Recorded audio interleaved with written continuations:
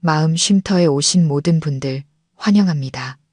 태어난 지 석 달 된 아들이 젖만 물면 자지러지게 울며 필사적으로 모유 수유를 거부했습니다. 시댁 식구들의 이상한 낌새에 몰래 아들을 데리고 병원을 찾아갔고 의사는 제 귀에 대고 속삭였습니다. 지금 당장 경찰에 신고하세요.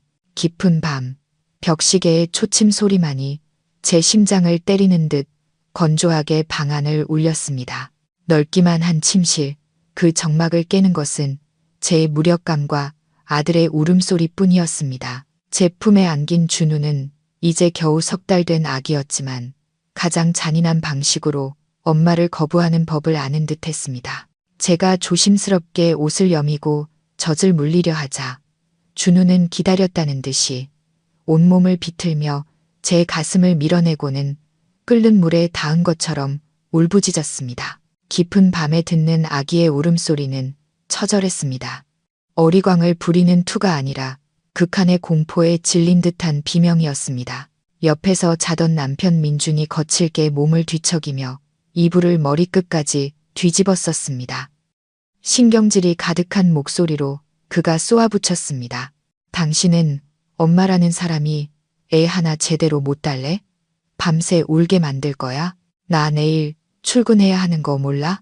하루 이틀도 아니고 정말이지 미쳐버릴 것 같았습니다. 저는 터져 나오는 눈물을 삼키며 준우를 어깨에 둘러매고 방 안을 서성이며 등을 토닥였습니다. 엄마가 미안해, 준우야. 쉿, 괜찮아. 엄마가 사랑해. 하지만 아기는 그치지 않았습니다. 얼굴이 새빨개지도록 울며 온몸이 땀으로 흠뻑 젖었습니다. 제가 품에 꼭 안으려고만 하면 발버둥을 쳤습니다. 하지만 아기 침대에 내려놓거나 혼자 두면 울음이 서서히 부섰습니다. 등골을 타고 서늘한 기운이 흘렀습니다. 세상에 어떤 아기가 제 엄마의 품을 이토록 거부할 수 있을까요? 지난 석 달 동안 저는 단 한 번도 아기에게 젖을 물리며 행복감을 느껴보지 못했습니다. 저를 향한 아기의 믿음, 어린 눈빛을 본 적이 단 한 번도 없었습니다. 다음날 아침, 밤새 한숨도 못 자 피곤해 절어있는 제 방문이 벌컥 열렸습니다. 시어머니 박 여사님이 새까만 한약이 담긴 사발을 들고 들어왔습니다. 코를 찌르는 한약 냄새에 헛구역질이 났습니다. 어머님은 화장대 위에 약 사발을 쿵 소리가 나게 내려놓았습니다. 날카로운 소리가 귀를 찔렀습니다. 어머님은 날카로운 눈빛으로 저를 쏘아보며 특유의 가시 돋친 목소리로 말했습니다. 일어나서 씻기 전에 마셔라. 내 몸에 열이 많아서 젖이 불덩이 같으니 애가 싫어하는 거다. 용한 분한테 일부러 지어온 보약이야. 계집애가 칠칠 맞게 애 하나 제대로 못 키워서 석 달 동안 살이 한 근도 안 붙었잖니. 남의 집 애들은 포동포동한데 우리 손주는 뼈만 앙상해서 속상해 죽겠다. 저는 새까만 약사발을 보며 치미는 구역질을 참았습니다. 어머니, 저 잘 챙겨 먹어서 젖도 잘 나와요. 혹시 준우가 어디 아픈 건 아닐까요? 제 말이 채 끝나기도 전에 박 여사님은 손을 내저었습니다. 네가 뭘 안다고 그래? 내가 다 알아봤어. 내 사주가 드세고 몸에 열이 많아서 애 기운을 다 뺏는다는구나. 어서 마시고 애 이리 줘. 네가 자꾸 안고 있지 마. 애기 다 빨린다. 저는 결국 눈을 질끈 감고 그 쓰디쓴 한약을 단숨에 들이켰습니다. 쓴맛이 혀끝에서 목구멍을 타고 온몸으로 퍼져나가는 듯 했습니다. 박 여사님은 제게서 준우를 낚아채듯 안았습니다. 그런데 이상하게도 준우는 할머니 품에 안기자마자 울음을 뚝 그쳤습니다. 동그란 눈으로 할머니를 빤히 쳐다보더니 이내 방긋 웃었습니다. 박 여사님은 저와 이야기할 때와는 180도 다른 꿀 떨어지는 목소리로 아기를 어르기 시작했습니다. 오구오구 우리 귀한 장손, 엄마가 하도 칠칠 차나서 우리 강아지가 고생이 많지. 할미가 맛있는 분유 타줄게. 열불 나는 엄마 젖은 먹을 게 못 돼. 저는 그 자리에 못 박힌 듯 서서 다정한 할머니와 손자의 모습을 바라보았습니다. 심장이 갈갈이 찢기는 듯 했습니다. 제가 엄마인데 10달 동안 배 아파 낳은 제 아들인데 아기 눈에 비친 저는 마치 낯선 사람, 심지어 위협적인 존재 같았습니다. 박 여사님은 준우를 데리고 거실로 나가버렸고 저는 텅 빈 침실에 홀로 남아 서러움에 몸을 떨어야 했습니다. 그날 하루 저는 집안의 그림자 같은 존재였습니다. 혹시나 하는 마음에 유축기로 젖을 짜서 젖병에 담아 먹여보려 했습니다. 하지만 준우는 모유가 담긴 젖꼭지를 물자마자 뱉어내고는 또다시 자지러지게 울었습니다. 오직 박 여사님이 타주는 분유만 개걸스럽게 빨아댔습니다. 퇴근하고 돌아온 민주는 그 광경을 보고 혀를 차며 말했습니다. 그냥 젖 끊어. 애 괴롭히지 말고. 애 키울 줄 모르면 어머니께 맡기고 당신은 집안일이나 해. 남편의 말은 비수가 되어 제 자존심에 깊은 상처를 냈습니다. 이 집에서 저는 점점 엄마의 자리를 잃어가고 있었습니다. 제 아들의 삶에서 밀려나고 있었습니다. 하지만 저를 가장 불안하게 했던 것은 시댁의 냉대가 아니라 준우의 눈빛이었습니다. 제가 다가가면 아기는 호기심이나 애정이 아닌 이해할 수 없을 만큼 차갑고 서먹한 눈으로 저를 바라봤습니다. 엄마의 직감은 경고하고 있었습니다. 이 집에 무언가 아주 잘못된 일이 벌어지고 있다고. 하지만 그것이 무엇인지 알 길이 없었습니다. 준우의 상태는 날이 갈수록 나빠졌습니다. 모유를 거부하는 것을 넘어 체중이 줄기 시작했고 얼굴은 창백해졌으며 잠을 자다가도 소스라치게 놀라 깨기 일쑤였습니다. 며칠 밤 내내 아기는 식은땀을 뻘뻘 흘리며 뒤척였습니다. 제 속은 새까맣게 타들어갔습니다. 민준에게 아들을 데리고 종합병원에 가보자고 상의했습니다. 출근 준비를 하던 민준은 인상을 찌푸리며 제 말을 잘랐습니다. 당신은 왜 이렇게 유난이야? 애들은 다 아프면서 크는 거야. 어머니가 용한 스님 모셔다가 애꿴 기도 드린다고 했으니까 쓸데없는 생각 좀 마. 돈 아깝게 병원 갔다가 다른 병만 오마와. 저는 제단 앞에서 향을 피우고 있는 시어머니를 돌아보았습니다. 무언가 중얼거리며 기도를 올리던 어머님은 저를 개 쏘아봤습니다. 그래, 내가 절에서 영험한 물도 받아왔으니 걱정 마라. 너는 집에서 밥이나 해. 내가 하도 기가 세서 문제야. 애 데리고 쏘다니다가 험한 꼴이라도 당하면 어쩌려고 그래. 시어머니의 맹목적인 미신과 남편의 무관심에 저는 더 이상 참을 수 없었습니다. 이러다가 아들에게 무슨 일이라도 생기면 평생 후회하며 살게 될 것 같았습니다. 저는 시댁 식구들의 뜻을 거스르기로 결심했습니다. 다음 날 아침 저는 민준이 출근하고 박 여사님이 장을 보러 나갈 때까지 초조하게 기다렸습니다. 어머님은 시장에 가면 동네 아주머니들과 수다를 떠느라 한참 뒤에야 돌아오곤 했습니다. 제게는 유일한 기회였습니다. 어머님의 모습이 철문 뒤로 사라지자마자 저는 허둥지둥 옷을 갈아입고 준우를 두꺼운 속사개로 감쌌습니다. 그리고 몰래 택시를 불렀습니다. 심장이 제 집에서 도둑질하는 사람처럼 미친 듯이 뛰었습니다. 택시가 도착하자마자 저는 아들을 안고 뛰쳐나갔습니다. 보이지 않는 추격이라도 당하는 것처럼 기사님께 빨리 가달라고 재촉했습니다. 차창 밖으로 스쳐 지나가는 무심한 풍경을 보며 저는 아들을 가슴에 꼭 끌어안고 속삭였습니다. 준우야, 병원 가자. 의사 선생님이 우리 아들 괜찮게 해주실 거야. 서울 제1산부인과는 사람들로 북적였습니다. 아이들의 울음소리와 어른들이 서로를 부르는 소리로 정신이 하나도 없었습니다. 대기석에 앉아 있는데 준우는 지쳤는지 제 품에서 얌전히 숨만 내쉬고 있었습니다. 아들의 기이한 침묵이 저를 더욱 불안하게 만들었습니다.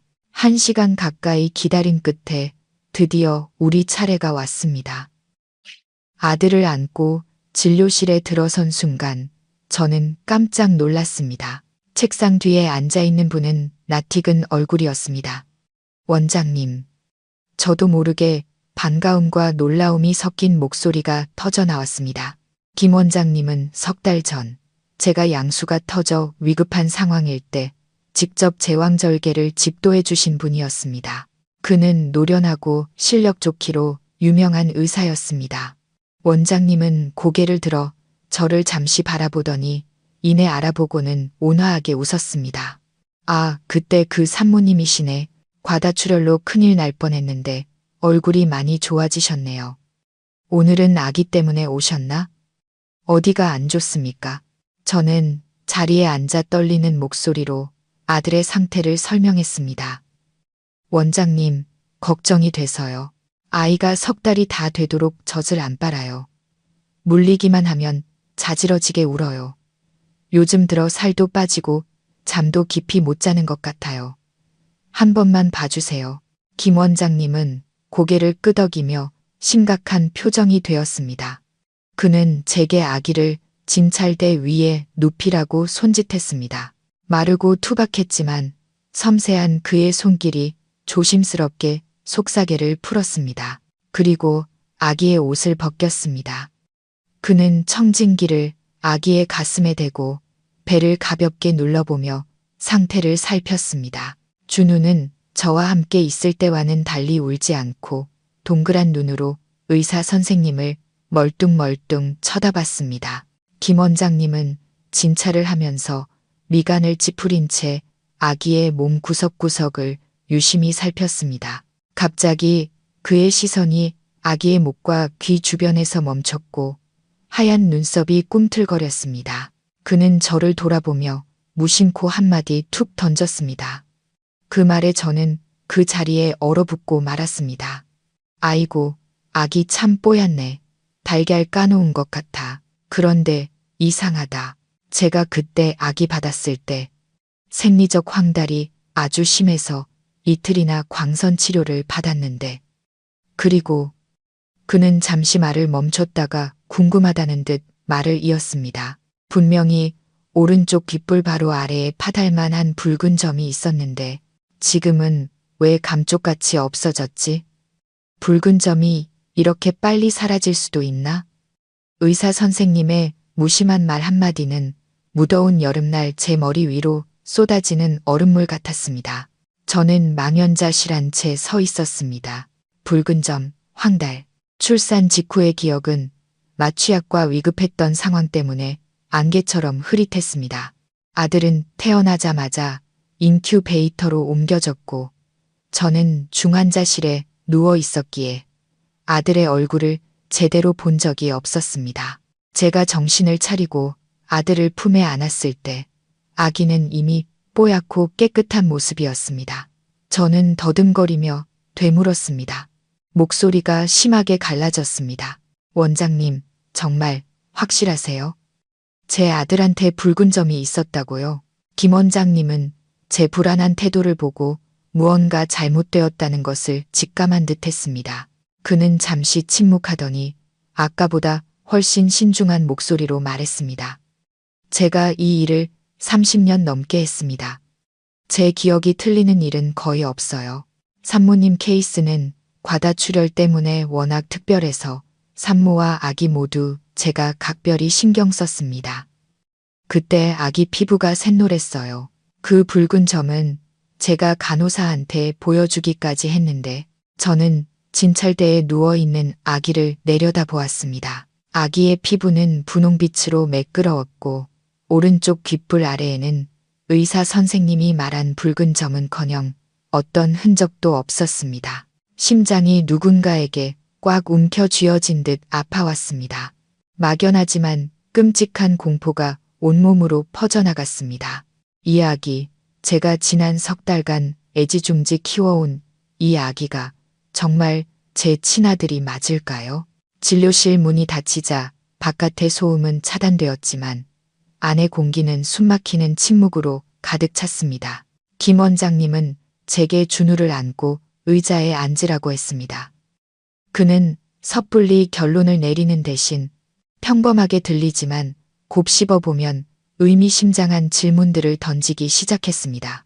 그는 아기의 혈액 검사지를 다시 들여다보며 두꺼운 돋보기 안경 너머로 깊은 생각에 잠긴 눈빛을 한 채 펜으로 책상을 톡톡 두드렸습니다. 산모님, 조금 민감한 질문일 수 있는데 솔직하게 답해 주세요. 시댁이나 친정 쪽에 혈액 관련 질환을 앓았던 분이 계신가요? 아니면 혹시 이렇게 특이한 턱 구조를 가진 분이 있나요? 저는 영문을 모른 채 고개를 저었습니다.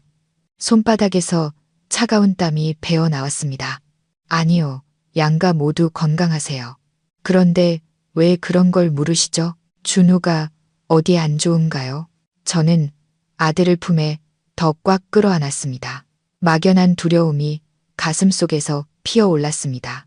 김 원장님은 바로 대답하지 않았습니다. 그는 자리에서 일어나 제게 다가왔습니다. 그는 조심스럽게 준우의 귓바퀴를 보여주며 작은 주름을 가리키고는 목소리를 낮췄습니다. 여기를 잘 보세요. 이건 이계누공이라고 하는 아주 드문 유전적 특징입니다. 제가 똑똑히 기억하는데 산모님과 남편분께는 이게 없었어요. 그날 남편분이 수술 동의서에 서명하러 왔을 때 제가 봤습니다. 이건 유전력이 아주 강한 특징입니다. 그리고 그는 책상으로 돌아가 검사지를 집어들었습니다. 그의 목소리는 단호해졌지만 우리 둘만 들릴 정도로 낮아졌습니다.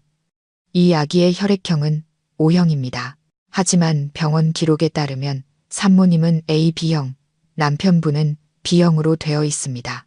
기본적인 유전 법칙에 따라 AB형 엄마와 B형 아빠 사이에서는 절대로 O형 아이가 태어날 수 없습니다. 이건 불가능한 일입니다. 귀가 윙윙거렸습니다. 진료실에 에어컨 소리가 갑자기 굉음처럼 들렸습니다. 저는 원장님을 쳐다봤다가 품에서 잠든 아기를 내려다보았습니다. 온 세상이 발밑에서 무너져 내리는 기분이었습니다. 숫자들, 혈액형, 귓바퀴의 주름, 모든 것이 제 눈앞에서 춤을 추며 잔혹한 판결문을 만들어내고 있었습니다. 저는 더듬거렸습니다. 제 목소리가 아닌 것 같았습니다. 원장님, 혹시 병원에서 착오가 있었던 건 아닐까요? 검사가 잘못되었을 수도 있잖아요. 제 아들은 제가 10달 동안 품고 낳았는데. 김 원장님은 제 어깨에 손을 얹었습니다. 그 손길은 따뜻했지만 무겁게 느껴졌습니다. 그는 제 귀에 바싹 다가와 한마디 한마디 또박또박 속삭였습니다. 그 말들은 망치가 되어 제 머릿속을 때렸습니다. 산모님, 진정하고 제 말 들으세요. 이 아기는 제가 산모님께 받아들인 그 아기가 아닐 가능성이 아주 높습니다. DNA 검사 결과가 나오기 전까지 100% 확신할 수는 없지만 수십 년 의사 생활을 한 제 직감과 지식을 믿으세요. 여기서 소란 피우지 마세요. 집에 돌아가서 몰래 남편분 머리카락이나 손톱을 채취해서 바로 유전자 검사를 맡기세요. 만약 제 예상이 맞다면 그는 잠시 숨을 고르고는 제 눈을 똑바로 쳐다봤습니다. 그의 눈빛은 걱정과 심각함으로 가득했습니다. 그땐 지금 당장 경찰에 신고하세요. 이건 단순한 실수가 아닐 겁니다. 제 말뜻 아시겠습니까? 경찰에 신고하라는 원장님의 말이 맑은 하늘의 날벼락처럼 제 머릿속을 울렸습니다. 다리에 힘이 풀려 아기를 놓칠 뻔했습니다. 저는 준우를 꽉 끌어안았지만 이번에는 보호하려는 마음이 아닌 극한의 공포 때문이었습니다. 이 아기는 누구지? 왜 내 품에 있는 거지? 그리고 무엇보다 중요한 건 내가 10달 동안 품었던 내 피부치, 붉은 점이 있고 황달이 심했던 내 아기는 지금 어디에 있는 걸까? 출산하던 날 밤의 기억이 희미하게 떠올랐습니다. 자리를 비웠던 남편, 시어머니의 이상한 태도, 흩어져 있던 퍼즐 조각들이 끔찍한 그림을 그리며 맞춰지기 시작했습니다. 저는 비틀거리며 일어나 원장님께 고개 숙여 인사하고 진료실을 나섰습니다. 제 인생을 송두리째 파괴할지도 모르는 감당할 수 없는 비밀을 안고서 어떻게 병원을 빠져나왔는지 기억나지 않습니다. 정신을 차렸을 때 저는 유전자 검사센터 근처에 한적한 카페에 앉아 있었습니다. 제 손에는 얇지만 천근만근처럼 무거운 봉인된 서류 봉투가 들려 있었습니다. 저는 원장님의 말대로 준우와 제 머리카락으로 긴급 친자 확인 검사를 의뢰했습니다. 결과를 기다리는 몇 시간은 영원처럼 길게 느껴졌습니다. 1초가 흐를 때마다 희망과 두려움이 뒤섞여 심장을 옥죄었습니다. 저는 모든 것이 착오이기를, 기계가 고장났기를, 이 모든 것이 끔찍한 악몽이기를 간절히 기도했습니다. 하지만 기적은 일어나지 않았습니다. 떨리는 손으로 봉투를 찢자 결과지가 미끄러져 나왔습니다. 건조한 전문 용어들이 나열되어 있었지만 제 눈은 굵은 글씨로 인쇄된 마지막 결론에 박혔습니다. 친자 관계가 성립하지 않음. 그 짧고 냉정한 5글자는 제 심장을 산산조각 냈습니다. 저는 책상 위로 무너져 내렸습니다. 억눌렀던 눈물이 본물 터지듯 쏟아졌습니다. 목구멍까지 차오른 울음 때문에 숨을 쉴 수 없을 만큼 고통스러웠습니다. 그래, 엄마의 직감은 틀리지 않았고 아기의 반응은 거짓말을 할 줄 몰랐던 것이다. 준우는 내 아들이 아니었다. 지난 석 달간 나는 낯선 아이를 위해 밤을 새워 안아주고 마지막 한 방울까지 젖을 짜내고 애끓는 마음으로 눈물을 쏟아냈던 것이다. 나는 남의 자식을 키우고 있었다. 내 피부치, 내 가여운 아기는 지금 어디서 헤매고 있을까? 지난날의 기억들이 슬로우 모션 필름처럼 스쳐 지나가며 제 가슴에 소금을 뿌렸습니다. 내 엄마는 칠칠 맞아 내 젖은 불덩이야라던 시어머니의 구박, 당신은 애 키울 줄 몰라라던 민준의 차가운 눈총. 그렇다. 그들은 모두 알고 있었다. 이 가짜 행복 연극 속에서 나 혼자만 바보처럼 속아 넘어갔던 것이다. 배신감과 이용당했다는 생각에 피가 거꾸로 솟았지만 이내 끔찍한 공포가 저를 덮쳤습니다. 내 아들은 어디에 있을까? 살아는 있을까? 밥은 잘 먹고 따뜻하게 지내고 있을까? 저는 떨리는 손으로 대학 시절부터 가장 친한 친구인 지혜에게 전화를 걸었습니다. 수화기 너머로 지혜의 목소리가 들리자마자 저는 말도 잇지 못하고 흐느껴 울었습니다. 지혜는 당황해서 소리쳤습니다. 서연아, 너 왜 그래? 무슨 일이야? 진정하고 말해봐. 너 지금 어디야? 지혜야, 내 아들을 잃어버렸어. 나 지금 남의 아들 키우고 있었어. 지혜야, 나 좀 살려줘.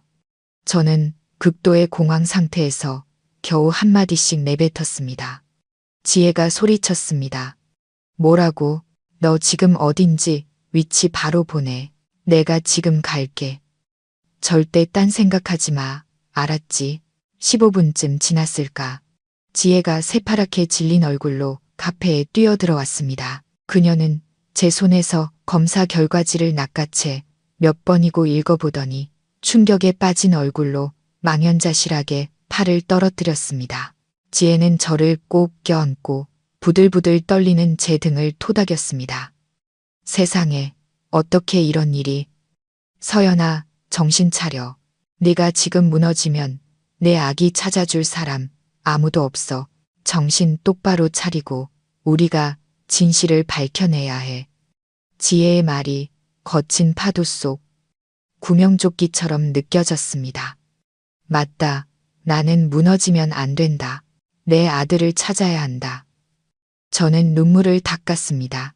심장은 여전히 갈갈이 찢겨 있었지만 눈빛은 점차 단호해졌습니다. 저는 지혜를 보며 쉰 목소리로 말했습니다. 병원에 다시 가야겠어. 김 원장님을 만나야 해. 그분은 분명 무언가 더 알고 계실 거야.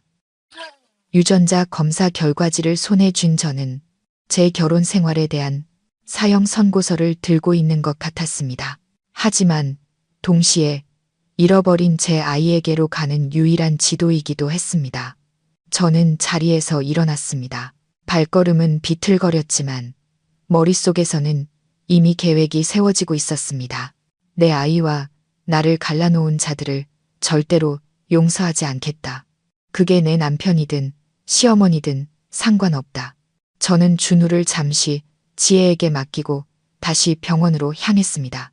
점심시간이라 병원 복도는 한산했습니다. 제 구두 소리만이 외롭고 다급하게 울려 퍼졌습니다. 저는 휴게실에 앉아있는 김 원장님을 발견했습니다. 그는 막 식사를 시작하려던 참이었습니다. 퉁퉁 부은 눈으로 검사 결과지를 들고 다시 나타난 저를 보자 그는 깊은 한숨을 내쉬며 도시락을 내려놓았습니다. 그의 눈에는 깊은 연민이 담겨 있었습니다. 그는 굳이 서류를 보지 않아도 결과를 아는 듯했습니다. 앉으세요. 원장님의 목소리는 무겁게 가라앉아 있었습니다.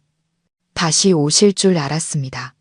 저는 책상 위에 결과지를 내려놓으며 목맨 소리로 말했습니다. 원장님, 제발 기억을 더듬어 봐주세요. 그날 밤 도대체 무슨 일이 있었던 거죠?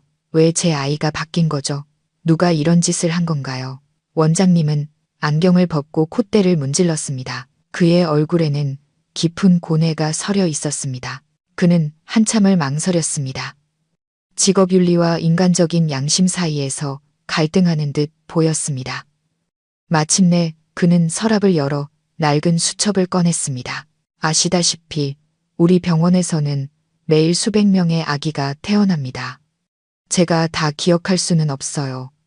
하지만 산모님이 출산하던 날 밤은 아주 특별했습니다. 산모님의 응급수술 때문만이 아니라 아주 이상한 기술적 결함 때문이기도 했죠. 김 원장님은 수첩을 넘겨 한 날짜에 적힌 메모를 가리켰습니다. 그날 밤 새벽 2시부터 4시 사이 신생아실과 3층 복도의 CCTV 시스템이 갑자기 고장나 모든 데이터가 사라졌습니다. 기술팀에서는 누전 때문이라고 했지만 이상하게도 딱 그 구역, 그 시간대의 영상만 사라진 게 마음에 걸렸습니다. 온몸에 소름이 돋았습니다. 내가 아이를 낳고 혼수 상태에 빠져 있던 바로 그 시간에 CCTV가 고장났다고. 세상에 이런 우연이 있을 리가 없었다. 그리고 한 가지 더. 그날 밤 야간 근무를 섰던 간호사가 다음날 아침 갑자기 사직서를 냈습니다. 고향에 내려가 급하게 결혼해야 한다고요. 그 간호사가 아기들을 씻기고 신원 확인 팔찌를 채우는 담당이었습니다. 어렴풋이 기억나는데 산모님이 출산하던 그 시간대에 VIP 1인실에서 다른 산모도 자연분만을 했습니다. 그는 몰래 복사해둔 진료 기록 몇 장을 넘기다가 한 이름 위에서 손가락을 멈췄습니다. 여기 있군. 산모 이름은 최유라. 이 여자는 처음엔 보호자 없이 혼자 입원했는데 나중에 어떤 남자가 와서 아주 빠르게 수속만 밟고 사라졌다고 합니다. 최유라 씨는 3.5kg의 아들을 낳았고 산모님은 3.2kg의 딸을 낳았습니다. 그런데 어찌 된 일인지 두 아이의 기록과 팔찌가 뒤바뀌었는데 아무도 알아채지 못했어요. CCTV는 고장났고 담당 간호사는 그만뒀으니까요. 최유라. 저는 그 이름을 되뇌었습니다. 끔찍할 정도로 익숙한 이름이었습니다. 등줄기를 타고 전류가 흘러 머리털이 쭈뼛 섰습니다. 최유라라니 민준의 유능한 비서 이름이 아니던가. 그녀는 몇 달 전 고향에서 요양해야 한다는 이유로 장기 휴가를 냈다. 나는 그녀가 서류를 가지고 집에 왔을 때 보았던 교태 섞인 눈빛과 몸짓, 그리고 내가 그녀에 대해 불평할 때마다 감싸주던 민준의 모습을 떠올렸다. 모든 조각이 맞춰지며 끔찍한 그림이 완성되었다. 민준, 시어머니, 그리고 저 여자. 그들이 이 모든 연극을 꾸민 것이다. 어쩐지 그날 밤 민준이 없었다. 어쩐지 시어머니가 손주를 애지중지하며 내게서 떼어놓으려 했다. 그들은 내 아이를 바꿔치기 했다. 내연녀의 아들을 데려오기 위해 내 딸을 버린 것이다. 그리고 그 아이를 내 아들로 둔갑시켜 장손을 얻는 동시에 가문의 체면도 지키려 했던 것이다. 저는 손가락 마디가 하얗게 질리도록 책상 모서리를 꽉 잡았습니다. 고통은 끓어오르는 분노로 변했습니다. 더 이상 울지 않았습니다. 눈물은 지금 가장 쓸모없는 것이었다. 저는 김 원장님을 보며 불타는 눈빛으로 말했습니다. 원장님, 감사합니다. 제 목숨을 한번 구해주셨고, 이제 제 인생을 다시 한번 구해주셨습니다. 이제 제가 뭘 해야 할지 알겠습니다. 저는 일어나 원장님께 인사하고 진료실을 나섰습니다. 밖은 햇살이 눈부셨지만 제 마음속에서는 폭풍이 몰아치고 있었습니다. 나는 지금 당장 그들을 섣불리 건드리지 않을 것이다. 바보 같은 아내, 바보 같은 엄마 역할을 계속 연기하며 그들이 내 딸을 어디에 숨겼는지 알아내야 한다. 저는 지혜에게서 준우를 넘겨받아 모든 일을 비밀로 해달라고 신신당부한 뒤 택시를 타고 집으로 돌아왔습니다. 익숙한 저택이 눈앞에 나타났지만 이제 제 눈에는 그곳이 인간의 탈을 쓴 늑대들의 소굴처럼 보였습니다. 저는 집에 들어서며 심호흡을 했습니다. 마음속은 들끓었지만 겉으로는 평소처럼 평온한 표정을 유지하려 애썼습니다. 박 여사님은 거실 소파에 앉아 TV를 보고 있다가 제가 아들을 안고 돌아오자 시계를 힐끗 보며 쏘아붙였습니다. 어딜 그렇게 싸돌아 다니다. 이제 와. 애 데리고 먼지 구덩이에서 뒹굴다 병이라도 얻으려고 그래? 이리 줘봐. 저는 분노를 억누르며 조용히 준우를 시어머니에게 건넸습니다. 박 여사님이 아기를 어르고 뺨에 입을 맞추는 모습을 보니 역겨움이 치밀었습니다. 그녀는 자신의 친손자, 남편 내연녀의 아들을 사랑하고 있었다. 정작 자신의 가여운 친손녀는 무정하게 내팽개쳐 놓고 저는 피곤하다는 핑계를 대고 조용히 방으로 올라왔습니다. 침대에 누워 천장을 바라보는데 눈물이 볼을 타고 흘러내렸습니다. 여박이 침대에 누워있던 준우가 칭얼거리기 시작했습니다. 저는 고개를 돌려 아기를 바라보았습니다. 이 아이는 죄가 없다. 그저 어른들의 희생양일 뿐이다. 하지만 아이의 얼굴을 볼 때마다 민준의 배신이 떠올랐습니다. 아이는 남편의 뻔뻔한 외도의 산증인이었다. 가여우면서도 미웠다. 뒤엉킨 감정에 심장이 아파왔습니다. 늦은 밤 민준이 돌아왔습니다. 익숙한 발소리가 계단을 올라왔습니다. 문이 열리고 민준은 밖에 찬 공기와 낯선 향수 냄새를 풍기며 방으로 들어왔습니다. 그는 재킷을 벗어 의자에 걸치고 넥타이를 풀었습니다. 피곤한 기색이 역력했지만 저를 볼 때는 시선을 피했습니다. 아직 안 잤어. 민준은 의례적으로 묻고는 곧장 욕실로 들어갔습니다. 저는 눈을 감은 척 가만히 누워 있었습니다. 하지만 후각은 그 어느 때보다 예민해졌습니다.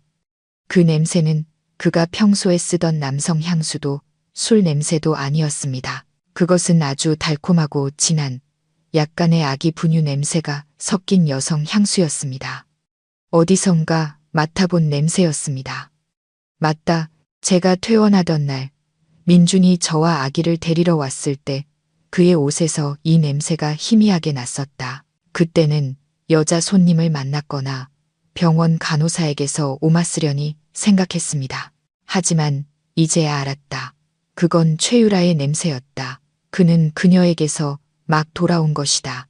내 친딸을 보러 갔던 걸까?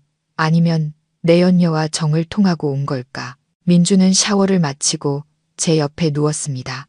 그는 등을 돌리고 이불을 머리끝까지 뒤집어 썼습니다. 단 한 번의 포옹도 다정한 말 한마디도 없었습니다. 이런 냉랭함은 지난 몇 달간 계속되었습니다. 저는 그가 일 때문에 바쁘고 돈 버는 스트레스 때문이라고 생각했습니다.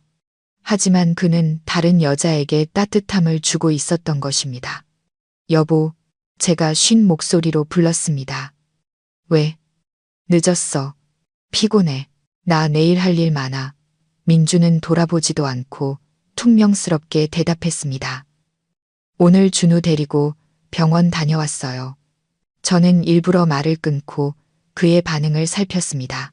민준의 등이 순간 굳어지는가 싶더니 그가 몸을 돌렸습니다. 그의 목소리에는 경계심과 짜증이 섞여 있었습니다. 또 병원. 당신 정말 왜 이래? 애 괜찮다는데 왜 자꾸 병원에 끌고 다녀? 의사가 뭐래? 칼슘이 좀 부족하대요. 별거 아니래요. 저는 거짓말을 했습니다. 울분을 목구멍으로 삼켰습니다. 그래도 걱정돼요. 여보, 애가 자꾸 우니까 혹시 됐어. 민준이 제 말을 잘랐습니다. 목소리가 더 날카로워졌습니다. 쓸데없는 망상 좀 그만해. 여자들은 왜 이렇게 일을 크게 만드는지 몰라. 집에서 할 일이 없어서 그래? 아니면 산후 우울증이라도 왔어? 내일 돈 줄 테니까 스파나 쇼핑이라도 다녀와.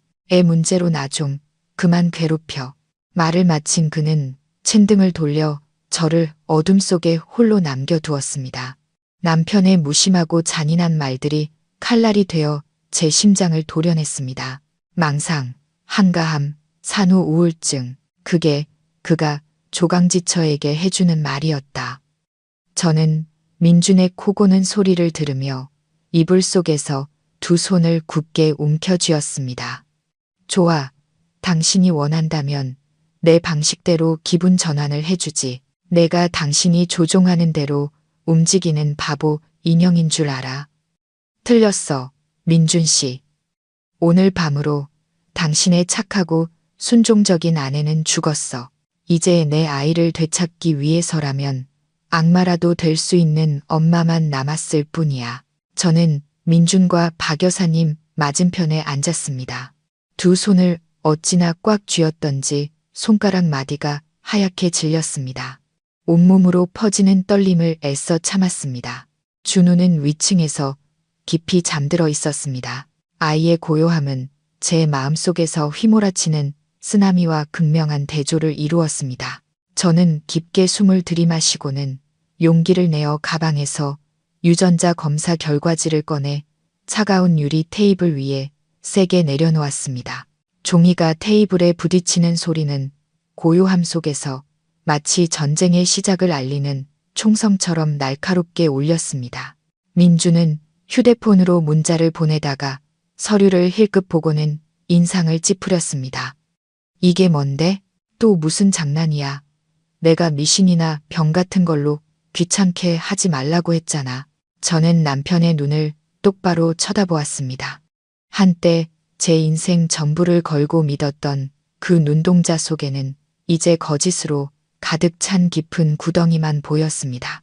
저는 한 글자 한 글자 힘주어 말했습니다. 제 목소리는 제 자신도 낯설게 느껴질 만큼 차가웠습니다. 눈 똑바로 뜨고 잘 봐. 부적도 아니고 처방전도 아니니까. 당신과 당신 어머니가 지난 석 달 동안 나를 어떻게 속여왔는지에 대한 증거야. 저 위에 누워있는 아기, 내 아들 아니라고. 민주는 그대로 굳었습니다. 물컵을 잡으려던 손이 허공에서 멈췄습니다. 그가 서류를 집어들고 굵은 글씨로 인쇄된 결론을 빠르게 훑어보자 얼굴이 순식간에 붉어졌다가 새하얗게 질렸습니다. 옆에 앉아있던 박 여사님도 아들의 표정 변화를 보고는 급히 서류를 낚아챘습니다. 어머님은 눈을 가늘게 뜨고 글자를 읽더니 얇은 입술이 파르르 떨리기 시작했습니다. 하지만 그들의 반응은 제가 예상했던 후회나 두려움이 아니었습니다. 정체가 탄로난 자들의 적반하장이었습니다. 민주는 서류를 바닥에 내던지며 벌떡 일어났습니다. 그는 제 얼굴에 대고 손가락질하며 이를 악물고 말했습니다. 당신, 감히 내 등 뒤에서 이런 짓을 해? 누구 샘플로 검사한 거야? 누굴 모함하려는 거야? 똑똑히 들어. 괜한 사람 잡지 마. 준우는 내 아들이고 이 집의 장손이야. 당신이 엄마 노릇하기 싫어서 핑계 대는 거지. 그의 뻔뻔함에 저는 씁쓸한 웃음을 터뜨렸습니다. 텅 빈 집안에 어색하고 고통스러운 웃음소리가 울려 퍼졌습니다. 저는 자리에서 일어나 한때 남편이라 불렀던 남자와 마주 섰습니다. 눈물이 흘러내렸지만 닦을 생각도 하지 않았습니다. 언제까지 연극할 거야? 나 아기 받아주신 원장님이 다 말씀해 주셨어. 그날 밤 CCTV가 고장 났고 간호사는 그만뒀지. 그리고 당신의 그 잘난 내연녀도 나랑 같은 시간에 아들을 낳았고 내가 바보인 줄 알아? 이 증거가 가짜 같아. 당신이 떳떳하다면 지금 당장 경찰서에 가자. 병원을 상대로 아기가 뒤바뀌었다고 소송 걸게. 경찰이라는 두 글자를 듣자 박 여사님이 갑자기 테이블을 콱 내리치며 대화를 가로막았습니다. 더 이상 교양 있고 자애로운 시어머니의 모습은 온데간데 없었습니다. 악랄하고 계산적인 본색을 드러냈습니다. 그녀는 자리에서 일어나 제게 다가왔습니다. 날카로운 눈으로 저를 위아래로 훑어보더니 턱을 치켜들고 말했습니다. 경찰은 무슨, 동네 망신당할 일 있어? 다 알게 된 마당에 나도 까놓고 말하지. 그래, 저 아이 네가 낳은 거 아니야. 하지만 민준이 핏줄이고 우리 박씨 가문의 대를 이을 귀한 장손이야. 네가 복이 많아서 저 애를 키우게 된 거고 명목상 엄마 노릇이라도 하게 된 거야. 뭘 더 바라는 게냐. 저는 그 자리에 얼어붙었습니다. 누군가에게 세게 뺨을 맞은 듯 귀가 먹먹해졌습니다. 그들 눈에 저는 그저 껍데기, 남편의 혼외자를 합법적인 자식으로 만들기 위한 도구에 불과했던 것입니다. 그녀는 조금의 죄책감도 없이 뻔뻔하게 사실을 인정했고 심지어 그것이 제 복이라고까지 말했습니다. 저는 떨리는 몸으로 한 걸음 물러섰습니다. 눈앞에 두 사람이 악마처럼 보였습니다. 당신들은 사람이 아니야. 내 딸을 훔쳐갔어. 내 딸 어디 있어? 내 딸한테 무슨 짓을 한 거야? 민준도 이제 더는 부인하지 않았습니다. 그는 의자에 주저앉아 넥타이를 풀어 던졌습니다. 그의 얼굴에는 될 대로 되라는 식의 무책임함이 가득했습니다. 그는 차가운 눈으로 저를 보며 부부간의 정이라고는 찾아볼 수 없는 목소리로 말했습니다. 당신 딸 살아있어. 아주 잘 살고 있으니 걱정 마. 이제 진정하고 앉아서 똑똑히 들어. 이왕 이렇게 된 거 나도 더는 숨기기 귀찮으니까. 저는 소파 끝에 걸터 앉았습니다. 마치 냉동고에서 막 나온 사람처럼 온몸이 차갑게 식었습니다. 민주는 독한 양주를 한 잔 가득 따라 단숨에 들이켰습니다. 곧 뱉어낼 잔인한 고백을 위해 용기를 내는 듯 했습니다. 그는 마치 엄청난 범죄가 아닌 사업 이야기를 하듯 담담하게 입을 열었습니다. 최유라 씨 알지? 내 비서. 우리 만난 지 2년 가까이 됐어. 임신은 계획에 없었지만 아들이었어. 그런데 당신은 딸을 가졌지. 어머니가 용한 데 가서 점을 봤는데 첫째가 딸이면 가세가 기울고 사업이 망해서 우리 박씨 가문의 대가 끊긴다고 했어. 반면에 아들이면 출세길이 열리고 돈이 굴러 들어온다고 했고 그 말을 듣는 순간 속이 뒤틀리며 구역질이 났습니다. 근거도 없는 점쟁이의 말 한마디 때문에 뼛속까지 박힌 낡은 남아 선호사상 때문에 그들은 신성한 모성애를 짓밟았던 것입니다. 임신했을 때 박 여사님이 신 것이 당기는지 단 것이 당기는지를 묻고는 단 것이 당긴다는 말에 깊은 한숨을 쉬던 모습이 떠올랐습니다. 이 음모는 제 아이가 태어나기도 전부터 시작되었던 것입니다. 옆에 앉아있던 박 여사님이 혀를 차며 끼어들었습니다. 여전히 의기양양한 말투였습니다. 그 애도 분수는 아는 애야. 제 아들이 이 집에 들어와 부귀영화를 누릴 수 있다면 자기 신분쯤은 희생하겠다고 하더구나. 너는 민준이 아내로서 아들을 낳아주지 못했으니 대신 아들을 키워주는 게 당연한 의무야. 오히려 내 체면을 살려주고 사모님 소리 들으면서 살게 해준 나한테 고마워해야 할 판에 저는 한때 어머니라 부르며 존경했던 그 여자를 쳐다보았습니다. 이제 그녀는 이기적이고 잔인한 괴물로 보일 뿐이었습니다. 저는 씁쓸하게 웃었습니다. 눈물이 뺨을 타고 흘렀습니다. 희생? 남의 자식을 훔치는 게 희생이에요. 제 딸은 뭐죠? 당신들의 헛된 욕망을 위해 내버려도 되는 쓰레기인가요? 민준이 술잔을 탁 소리 나게 내려놓았습니다. 그가 저를 돌아보았습니다. 그의 눈빛은 얼음장처럼 차가웠습니다. 아무도 당신 딸을 버리지 않았어. 유라 씨가 잘 키우고 있어.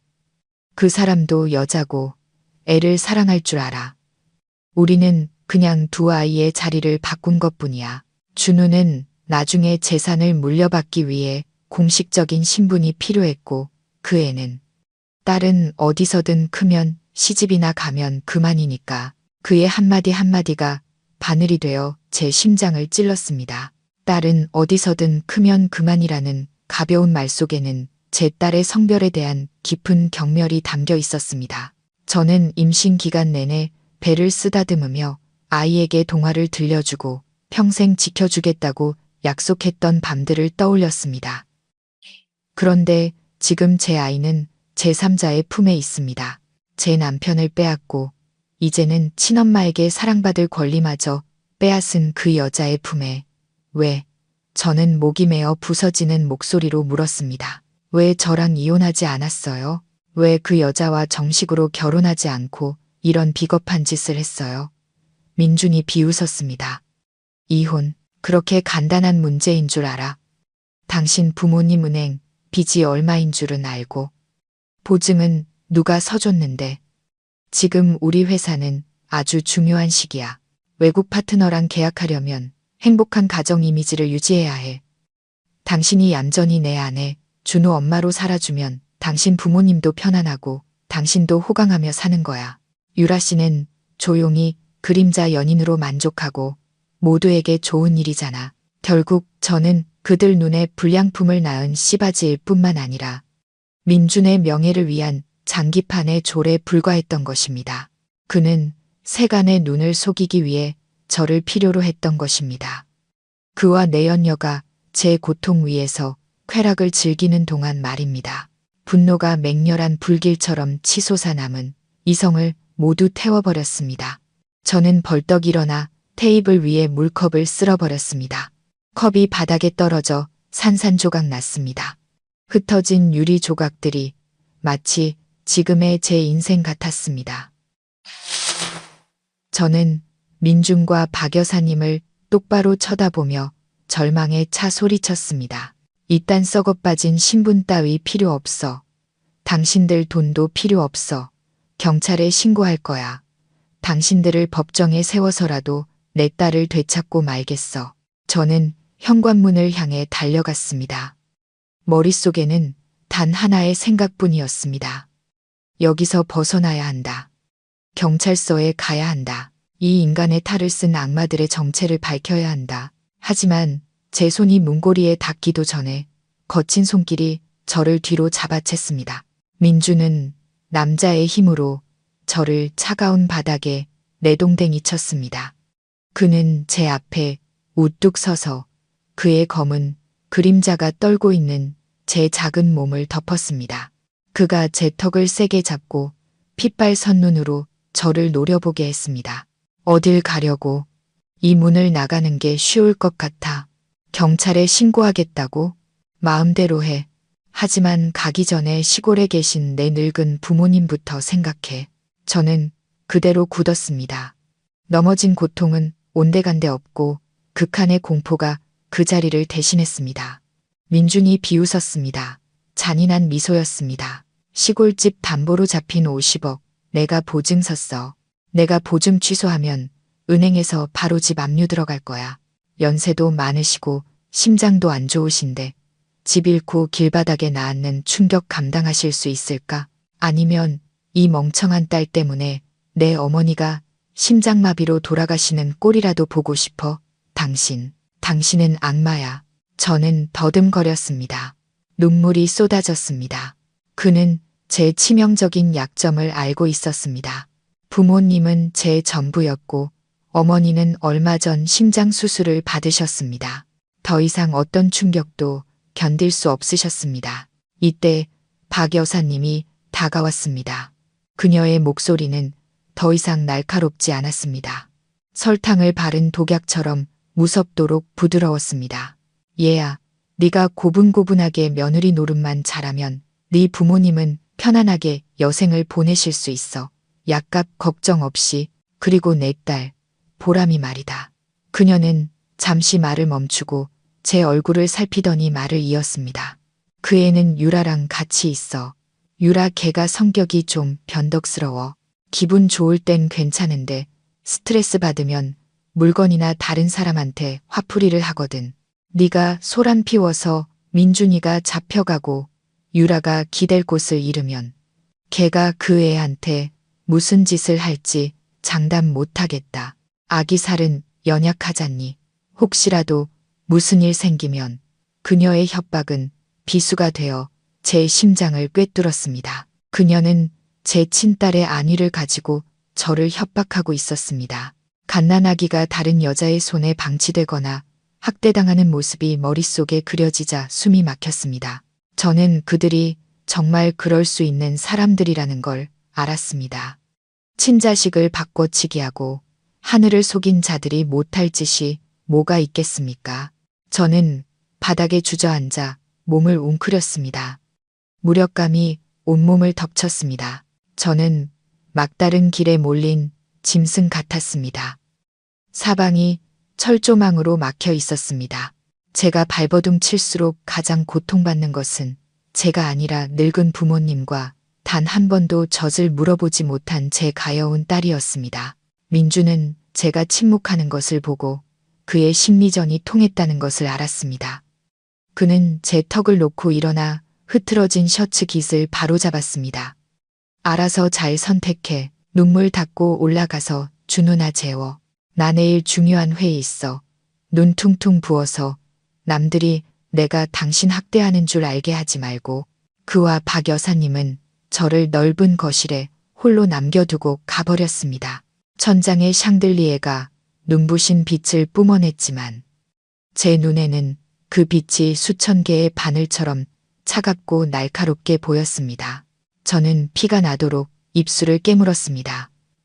울부짖음을 참기 위해서였습니다. 분노가 피 속에서 들끓었습니다. 하지만 이성은 제게 참으라고 말했습니다. 아직 죽을 수도 무너질 수도 없다. 나는 살아야 한다. 정신을 똑바로 차리고 내 소중한 사람들을 구해야 한다. 그날 밤 저는 잠들지 못했습니다.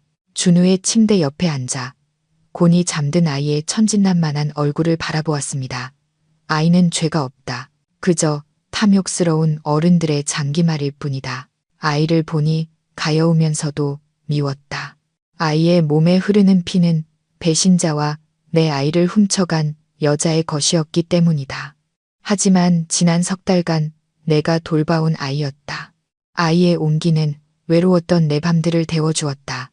저는 손을 뻗어 아이의 뺨을 만지려다 멈칫했습니다. 죄책감이 밀려왔습니다. 내가 이 아이를 사랑하는 매 순간 내 친딸은 어딘가에서 고통받고 있을 것이다. 저는 일어나 화장실로 가서 찬물로 세수를 했습니다. 거울 속에 매탄 얼굴을 보며 스스로에게 다짐했습니다. 서연아, 이제 울지 마. 눈물은 아무것도 해결해주지 않아. 이 고통을 행동으로 바꿔야 해. 다음 날 아침, 저는 매탄 눈으로 아래층에 내려갔지만 얼굴은 이상할 정도로 평온했습니다. 박 여사님은 아침 식사를 하다가 저를 보고는 의심의 눈초리를 보냈습니다. 저는 피하지 않고 부엌으로 가 수저를 놓았습니다. 어머니, 오빠, 어젯밤 일은 죄송해요. 저는 역겨움을 억누르며 조용하지만 또렷하게 말했습니다. 생각해봤어요. 어머니 말씀이 맞아요. 부모님을 위해서, 이 집의 평화를 위해서 제가 받아들일게요. 커피를 마시던 민주는 제 말을 듣고 신문을 내려놓았습니다. 그의 눈에는 만족감과 승리감이 어렸습니다. 그렇게 생각해주니 다행이네. 내가 말했잖아. 당신만 얌전히 있으면 당신이랑 당신 가족 절대 힘들게 안 해. 부모님, 이번 달 은행 이자 내가 벌써 송금했어. 저는 순종적인 아내인 척 고개를 숙였습니다. 네, 고마워요. 준우, 친아들처럼 키울게요. 하지만 한 가지만 부탁할게요. 그 여자가 제 딸을 해치지 않게 해주세요. 걱정 마. 민준이 비웃으며 일어나 제 어깨를 두드렸습니다. 그 사람 분수 아는 여자야. 당신만 입 조심하면 돼. 그들은 저를 믿었습니다. 그들의 협박이 제 의지를 꺾고 저를 순종적인 인형으로 만들었다고 믿었습니다. 하지만 그들은 틀렸습니다. 막다른 길에 몰린 엄마는 순응하는 법만 아는 것이 아니라 어둠 속에서 발톱을 가는 법도 안다는 것을 민준이 출근하고 박 여사님이 불경을 외러방에 들어간 직후 저는 행동을 시작했습니다. 가장 먼저 오랫동안 쓰지 않던 낡은 휴대폰을 찾아 자동 녹음 기능을 설정하고 거실 소파 및 박 여사님이 자주 전화 통화를 하는 곳에 숨겼습니다. 그리고 인터넷으로 아무도 눈치채지 못하게 주머니에 꽂을 수 있는 펜 모양의 녹음기를 주문했습니다. 저는 준우를 안아 올렸습니다. 아이는 낯선 품에 또 울음을 터뜨렸습니다. 이번에는 무력감이나 서러움이 느껴지지 않았습니다. 저는 아이의 눈을 깊이 들여다보며 속삭였습니다. 준우야, 엄마 좀 도와줘. 내 존재 자체가 내 아빠와 할머니의 죄를 증명하는 증거야. 내가 널 잘 돌봐줄게. 하지만 널 이용해서 내 누나의 정의를 되찾을 거야. 저는 완벽한 아내, 완벽한 엄마를 연기하기 시작했습니다. 민준이 좋아하는 음식을 만들고 박 여사님께 차를 대접했으며 그들 앞에서 준우를 정성껏 돌봤습니다. 하지만 밤이 되어 온 집이 잠들면 저는 어둠 속에 홀로 앉아 녹음된 파일들을 들으며 유라의 거처에 대한 아주 작은 단서라도 찾아내려 애썼습니다. 그 후 며칠 동안 저는 이 집에서 유령처럼 살았습니다. 낮에는 순종적인 아내의 가면을 썼고 밤에는 쓰디쓴 눈물을 삼키며 복수를 다짐했습니다. 저는 혼자 힘으로는 이 교활하고 힘있는 시댁 식구들을 이길 수 없다는 것을 알았습니다. 제게는 동맹이 필요했습니다.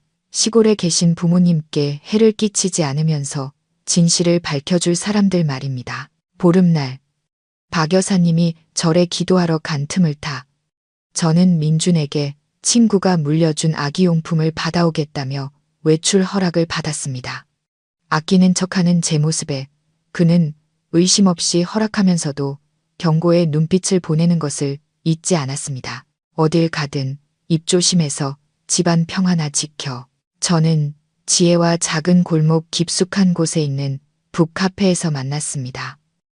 그곳은 어둑한 조명과 높은 책장들이 외부의 시선을 가려주었습니다. 저를 보자마자 호쑥해진 제 모습에 지혜는 울음을 터뜨릴 뻔했습니다. 저는 친구의 손을 꼭 잡고 민준과 시어머니가 꾸민 비열한 연극과 부모님을 향한 잔인한 협박에 대해 떨리는 목소리로 털어놓았습니다. 이야기를 다 들은 지혜는 테이블을 세게 내리쳤습니다.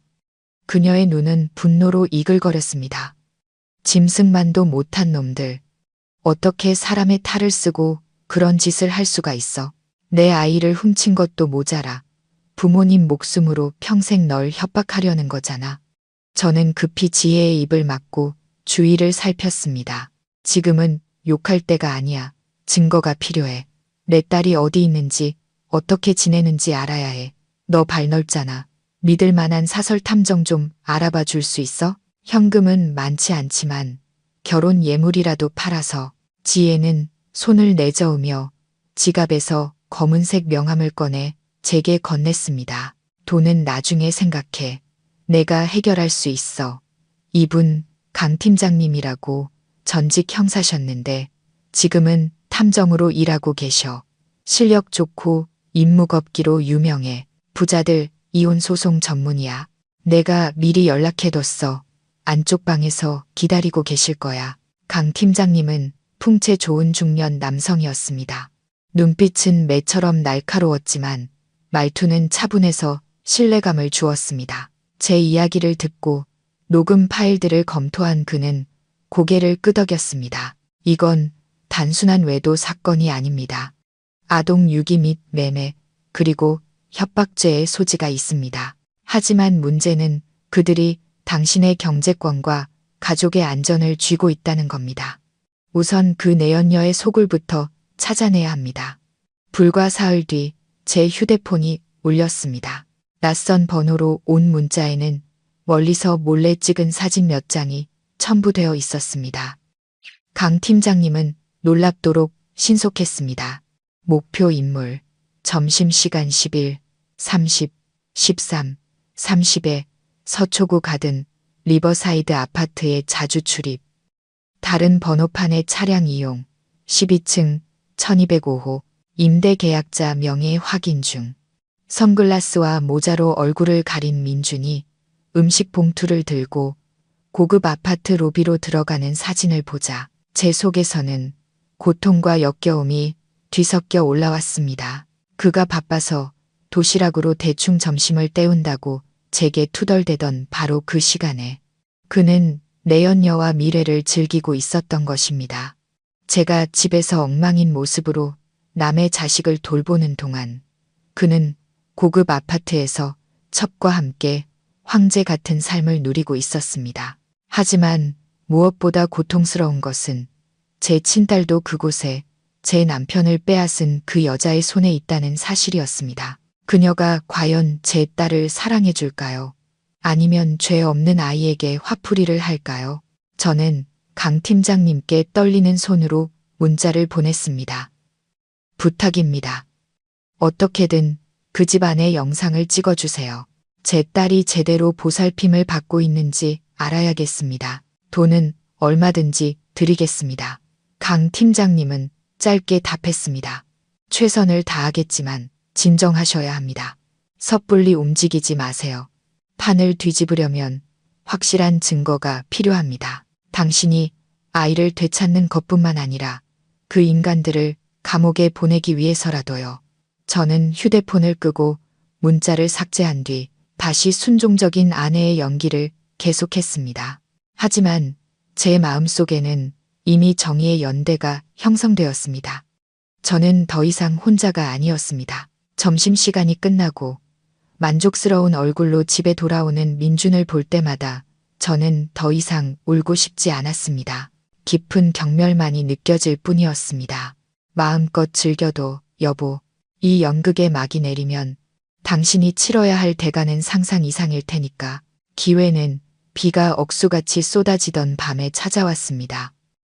민준이 중요한 파트너 접대 후 만취 상태로 돌아온 것입니다.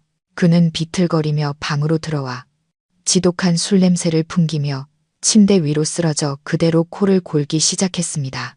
신발도 벗지 않은 채였습니다. 저는 죽은 듯이 잠든 남편을 보며 연민은커녕 이것이 절호의 기회라고 생각했습니다. 강 팀장님이 필요로 하는 증거를 찾을 기회, 저는 조용히 다가가 그의 신발과 양말을 벗겨주었습니다. 그가 중간에 깨지 않도록, 그리고 조심스럽게 그의 재킷과 바지 주머니를 뒤졌습니다. 지갑, 휴대폰, 명함, 열쇠 꾸러미 외에는 의심스러운 것이 없었습니다. 열쇠 꾸러미를 집어드는 순간 심장이 미친 듯이 뛰었습니다. 그 중에는 다른 열쇠들과는 다른 작고 금도금된 열쇠가 하나 있었습니다. 저는 그것을 알아봤습니다. 회사에 기밀 서류가 있다며 제게 절대 손대지 못하게 했던 그의 서재 책상 서랍 열쇠였습니다. 저는 열쇠를 들고 조용히 옆방 서재로 향했습니다. 밖에서 치는 천둥 소리가 제 도둑질을 감춰주는 듯했습니다. 어두운 방 안, 저는 큰 불을 켜지 못하고 휴대폰 플래시로 길을 비췄습니다. 떨리는 손으로 열쇠를 구멍에 넣자 찰칵하는 작은 소리가 총성처럼 귓가에 울렸습니다. 서랍이 열렸습니다. 안에는 회사 서류가 아닌 두툼한 사진 뭉치와 서류 몇 개가 들어 있었습니다. 사진 뭉치를 들어 플래시를 비춘 순간 저는 비명이 터져 나오려는 것을 막기 위해 손으로 입을 막아야 했습니다. 그것은 민준과 유라의 불륜 과정을 기록한 사진들이었습니다. 리조트에서 몰래 데이트하던 초기부터 차 안에서의 뜨거운 키스, 그리고 만삭의 유라를 민준이 사랑스럽게 껴안고 있는 사진까지. 그때 저도 임신 중이었습니다. 집에서 혼자 입덧으로 고생하고 있었습니다. 제가 입덧으로 괴로워할 때 제 남편은 내연녀를 데리고 휴양을 즐기고 있었던 것입니다. 하지만 제 심장을 갈갈이 찢어 놓은 것은 최근에 찍은 사진들이었습니다. 유라가 갓난아기, 바로 제 친딸을 안고 있는 사진이었습니다. 사진 속 그녀는 화려한 화장에 길고 뾰족한 손톱을 하고 한 손으로는 셀카를 찍으며 다른 한 손으로는 아기를 마치 액세서리처럼 아무렇게나 들고 있었습니다. 아기를 보는 그녀의 눈빛에는 모성애는커녕 귀찮음과 혐오가 가득했습니다. 다른 사진에서는 아기가 자지러지게 울고 있는데 유라는 옆에서 태연하게 발톱에 매니큐어를 칠하며 아이를 방치하고 있었습니다. 제 눈물이 사진 위로 뚝뚝 떨어져 그 잔인한 여자의 얼굴을 번지게 했습니다. 내 딸, 내 가여운 딸이 이렇게 학대당하고 있었다니. 사진 뭉치 아래에는 생명보험 증서가 있었습니다. 펼쳐보니 피보험자는 준우, 출생신고서 상에 진짜 이름은 박준서였습니다. 민준과 시어머니가 미리 지어놓은 이름이었습니다. 보험금은 수십억 원에 달했고 수령인은 다름 아닌 최유라였습니다. 잔인할 정도로 완벽한 계획이었습니다. 그들은 준우를 제 아들로 만들어 상속권을 쥐어주고 제 딸은 사회의 변두리로 내몰았습니다. 그리고 이 보험 계약서는 유라의 끝없는 탐욕과 민준의 맹목적인 동조를 증명하는 증거였습니다. 저는 휴대폰을 꺼내 떨리는 손으로 모든 증거를 촬영했습니다. 사진 한 장, 계약서 한 장까지. 이것들이 그들의 심장을 꿰뚫을 독화살이 될 것이다. 촬영을 마친 뒤 저는 모든 것을 원래대로 정리하고 서랍을 잠갔습니다. 그리고 민준의 바지 주머니에 열쇠를 돌려놓았습니다. 침실로 돌아와 여전히 곤히 잠든 민준을 보니 등골이 오싹해졌습니다. 침대에 누워 그에게 등을 돌리고 욱신거리는 가슴을 부여잡았습니다. 이틀 뒤 강 팀장님에게서 온 문자에 휴대폰이 부엌 식탁 위에서 요란하게 울렸습니다. 저는 거실에서 드라마에 빠져있는 시어머니를 힐끗 보고는 몰래 화장실로 들어가 문을 잠갔습니다. 강 팀장님은 짧은 영상과 함께 메시지를 보냈습니다. 그녀의 아파트 맞은편 복도 창문에 위장 카메라를 설치했습니다. 각도가 멀지만 거실 상황은 충분히 보입니다. 마음의 준비를 하세요. 저는 깊게 숨을 들이마시고 재생 버튼을 눌렀습니다. 휴대폰 화면에 유라의 고급 아파트 거실이 나타났습니다. 넓고 고급스러운 인테리어. 햇살이 가득한 그곳은 제가 사는 음침한 집과는 완전히 달랐습니다. 유라가 비싼 실크 잠옷을 입고 와인잔을 든 채 매우 흥분된 표정으로 통화하며 서성이고 있었습니다. 걱정 마요, 오빠. 애는 내가 잘 키우고 있으니까 좀 칭얼거리긴 하는데 아기용 신경안정제 조금 먹이면 바로 자요. 그래야 내 머리도 안 아프지. 유라의 목소리는 카메라를 통해 들려와 약간 지지직거렸지만 저는 한 글자도 놓치지 않고 똑똑히 들었습니다. 심장이 ඈ는 것 같았습니다. 신경안정제. 그녀가 감히 갓난아기에게 약을 먹여 재웠다고. 저는 화면에 눈을 바싹 떼고 딸의 모습을 찾으려 애썼습니다. 그리고 방구석에 놓인 아기 침대를 발견했습니다. 화려한 거실과 어울리지 않는 낡고 초라한 침대였습니다. 보람이가 그 안에 누워 팔다리를 허우적거리고 있었습니다. 입을 벌리고 울부짖었지만 아무 소리도 들리지 않았습니다. 카메라가 멀거나 아이가 이미 목이 쉴 정도로 울었기 때문일 겁니다. 유라는 전화를 끊고 짜증스러운 표정으로 아기를 쳐다봤습니다. 그녀는 아기를 안아 달래는 대신 식탁 위에 놓여있던 식어빠진 젖병을 아기의 입에 거칠게 쑤셔 넣고는 젖병이 빠지지 않도록 베개로 받쳐 놓았습니다. 그러고는 태연하게 소파에 앉아 라이브 방송을 켰습니다. 찌푸렸던 얼굴은 온데간데 없고 가식적인 미소가 그 자리를 대신했습니다. 여러분 안녕하세요. 오늘 유라가 오빠한테 선물 받은 명품들 언박싱 해볼게요. 육아맘도 럭셔리해야죠. 그렇죠. 저는 그녀가 샤넬 백과 구찌 신발을 자랑하는 것을 보았습니다. 민준이 회사 사정이 어렵다며 제게 아껴 쓰라고 잔소리하던 그 돈으로 산 것들이었습니다. 제 남편의 돈, 이 가족의 피땀 어린 돈이 내 아이를 훔친 여자를 위해 쓰이고 있었습니다. 정작 제 딸은 굶주리고 수면제를 먹고 애완동물보다 못한 취급을 받고 있는데 저는 터져 나오는 울음을 막으려 입을 틀어막았습니다. 눈물이 휴대폰 화면 위로 뚝뚝 떨어져 절망적으로 발버둥치는 가여운 아기의 모습을 흐릿하게 만들었습니다. 무력감과 분노가 뒤섞여 제 심장을 옥죄었습니다. 제 딸이 바로 저기 불과 몇 킬로미터 떨어진 곳에 있는데 저는 달려가 아이를 품에 안을 수 없었습니다. 유라는 제 고통 위에서 호화로운 삶을 살고 제 딸을 인질 삼아 민준에게서 돈을 뜯어내면서 동시에 자신의 이기심을 채우기 위해 아이를 학대하고 있었습니다. 저는 더 이상 볼 수 없어 영상을 껐습니다. 차가운 젖병을 물고 엄마라는 여자가 라이브 방송에 정신이 팔린 동안 홀로 울고 있던 딸의 모습이 머릿속을 떠나지 않았습니다. 저는 찬물로 세수를 하고 거울을 보았습니다. 붉게 충혈된 눈에는 전에는 없던 증오가 서려 있었습니다. 더 이상 기다릴 수 없다. 내 딸이 이 지옥에서 하루라도 더 고통받게 할 수는 없다. 모든 것을 희생하더라도 목숨을 걸고서라도 나는 내 아이를 저 지옥에서 구해내야 한다. 저는 얼굴에 물기를 닦고 결심을 굳힌 채 화장실을 나섰습니다. 나는 내 아이를 만나야 하고 저 잔인한 여자를 벌해야 한다. 그날 저녁 식사 시간, 집안 분위기가 이상하게 바뀌었습니다.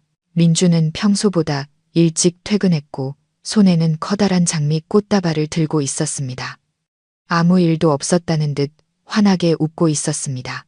박 여사님도 제가 좋아하는 음식들로 진수성찬을 차리게 했습니다. 두 모자의 갑작스러운 친절에 소름이 돋았습니다. 마치 꿀과 꽃으로 위장한 덫 앞에 서 있는 기분이었습니다. 식탁에 둘러앉아 민준이 제게 생선살을 발라주며 가증스러울 정도로 다정하게 말했습니다. 여보, 요즘 당신 너무 고생했어. 마음고생도 심했고 내가 정말 미안해. 보상하는 의미에서 우리 가족 유럽 여행 한 달 예약했어. 프랑스, 이탈리아, 스위스. 늦었지만 신혼여행도 다시 하고 준우 건강을 위해서 공기 좋은 데도 가고. 옆에 있던 박 여사님도 거들었습니다. 그래, 얘야. 내 얼굴이 너무 안 좋아 보여서 걱정했는데 잘 됐다. 민준이가 비자까지 다 처리해 놨으니 다음 주에 바로 출발하면 돼. 너는 아무 걱정 말고 즐기기만 해. 저는 젓가락을 내려놓고 완벽한 남편과 시어머니를 연기하는 두 사람의 얼굴을 바라보았습니다.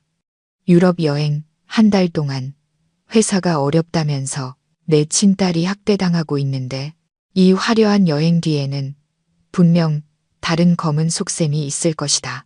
그들이 해외로 재산을 빼돌리려는 것이거나 더 나쁘게는 제가 친딸을 찾을 기회를 완전히 차단하기 위해 저를 멀리 데려가려는 것이라는 직감이 들었습니다.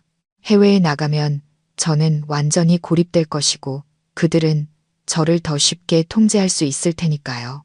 민주는 제가 침묵하자 서류 가방에서 두꺼운 서류 뭉치를 꺼내 제 앞으로 밀었습니다. 아, 그리고 가기 전에 우리가 없는 동안 회사 자산관리 위임하는 서류에 사인 좀 해줘. 그냥 형식적인 절차니까. 저는 서류를 훑어보았습니다. 그것은 전권 위임장이었습니다. 민준이 우리의 모든 공동재산, 심지어 시골에 계신 부모님 집까지 마음대로 처분할 수 있게 하는. 제가 여기에 서명하면 저는 빈털터리가 되고 부모님은 언제든 집을 잃을 수 있었습니다. 결국 이 여행은 그가 재산을 정리하고 제 마지막 무기까지 빼앗기 위한 핑계였던 것입니다. 저는 깊게 숨을 들이마시고 분노를 억누르며 순진한 미소를 지었습니다. 와, 유럽 여행이라니. 정말 좋아요. 이렇게 갑자기 가게 될 줄은 몰랐네요. 준우 옷이랑 짐도 싸야 하고 어머니 약도 챙겨야 하는데 그런 건 내가 다 알아서 할게. 당신은 사인만 하면 돼. 민준이 재촉했습니다. 그의 눈에는 초조함이 역력했습니다. 네, 알겠어요. 저는 펜을 들고 사인하는 척하다가 다시 내려놓으며 망설이는 표정을 지었습니다. 그런데 여보, 이렇게 오래 가는데 시골에 계신 부모님께 인사라도 드리고 가고 싶어요. 오늘은 너무 피곤해서 내일 사인하면 안 될까요? 혹시라도 잘못 사인할까봐 무서워서요. 민준과 박 여사님은 서로 눈빛을 교환했습니다. 마침내 박 여사님이 입을 열었습니다. 여전히 다정했지만 어딘가 부자연스러운 목소리였습니다. 그래, 그럼 내일 하자. 하지만 준비 서둘러야 한다. 비행기표는 환불 안 돼. 내일 내가 쇼핑 같이 가줄게. 필요한 거 다 사. 네, 어머니, 감사해요. 저는 속으로 비웃으며 대답했습니다. 24시간 나를 감시하겠다는 뜻이겠지. 하지만 나에게는 나만의 계획이 있었다. 내일의 쇼핑은 이 감옥에서 벗어나 결정적인 반격을 가할 마지막 기회가 될 것이다. 나는 어디에도 가지 않을 것이다. 내가 지금 가고 싶은 유일한 곳은 내 딸이 있는 곳이다. 그리고 그곳에 가는 것은 여행이 아니라 이 피 맺힌 빚을 받으러 가는 것이다. 수요일 아침 서울 하늘은 비가 올 듯 흐렸습니다. 저는 박 여사님께 유럽 여행 준비를 위해 백화점에 간다고 거짓말을 했습니다. 어머님은 의심스러운 눈초리를 보냈지만 이내 고개를 끄덕이며 당부했습니다. 빨리 사서 들어와. 저녁에 풍수 전문가가 와서 출발 날짜 봐주기로 했으니까. 저는 대답하고 집을 나섰지만 백화점으로 가지 않았습니다. 근처 공중 화장실에서 화려한 원피스를 벗고 어두운 색의 평범한 옷으로 갈아입었습니다. 모자를 깊게 눌러쓰고 마스크를 꼈습니다. 저는 택시를 타고 서울 숲으로 향했습니다. 강 팀장님의 정보에 따르면 유라가 딸을 데리고 바람을 쐬러 자주 나오는 곳이었습니다. 저는 나무 그늘에 가려진 벤치에 앉아 어린이 놀이터를 주시했습니다. 심장이 터질 듯이 뛰었습니다. 오후 이 시쯤 공원 입구에 택시 한 대가 멈춰 섰습니다. 문이 열리고 유라가 내렸습니다. 그녀는 몸매가 드러나는 타이트한 원피스에 파티에 가는 사람처럼 화려한 화장을 하고 있었습니다.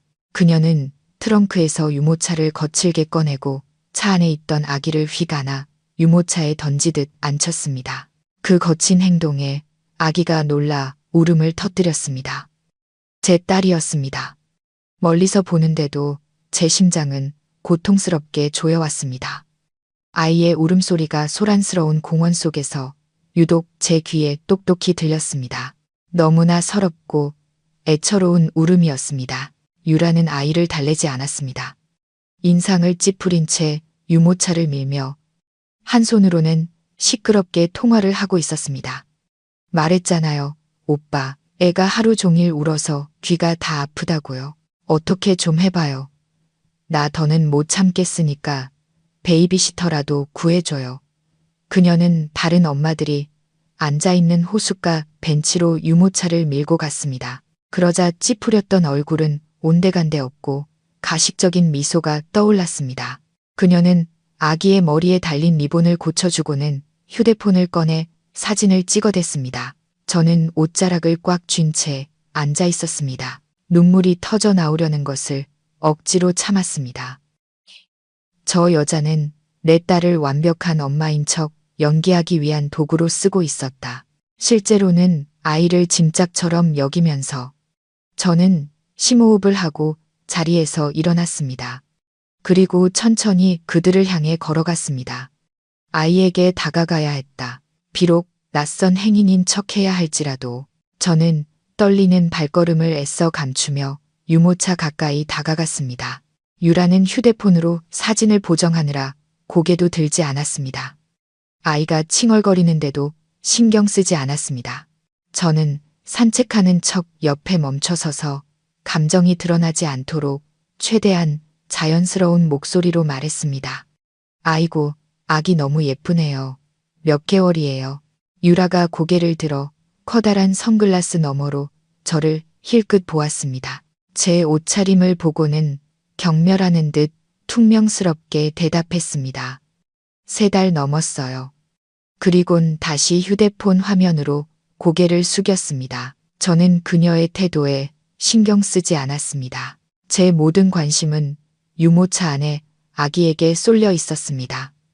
아이는 생각보다 더 말라 있었고 피부는 창백했습니다. 크고 검은 눈에는 눈물이 그렁그렁 맺혀 있었습니다. 그 눈은 저를, 제 아버지를 꼭 닮아 있었습니다. 등줄기를 타고 전율이 흘렀습니다. 저는 참지 못하고 떨리는 손가락을 뻗어 허공을 휘젓는 아기의 작은 손을 살며시 만졌습니다. 아가, 괜찮아. 목소리가 갈라졌습니다. 이상하게도 제 손가락이 닿자 울먹이던 아기가 울음을 뚝 그쳤습니다. 부드러운 아기의 작은 손이 제 손가락을 꼭 쥐고 놓지 않았습니다. 아이는 저를 빤히 쳐다봤습니다. 더 이상 두려워하는 기색이 없었습니다. 그 순간 시간은 멈춘 듯 했습니다. 보이지 않는 핏줄의 끈이 우리 모녀를 강력하게 연결해 주었습니다. 제 눈물이 뚝 떨어져 아기의 손등을 적셨습니다. 애가 난 많이 가리는데 만지지 마세요. 울면 피곤해지니까. 유라가 짜증 섞인 목소리로 말했습니다. 바로 그때 아이가 물고 있던 공갈 젖꼭지가 바닥으로 떨어졌습니다.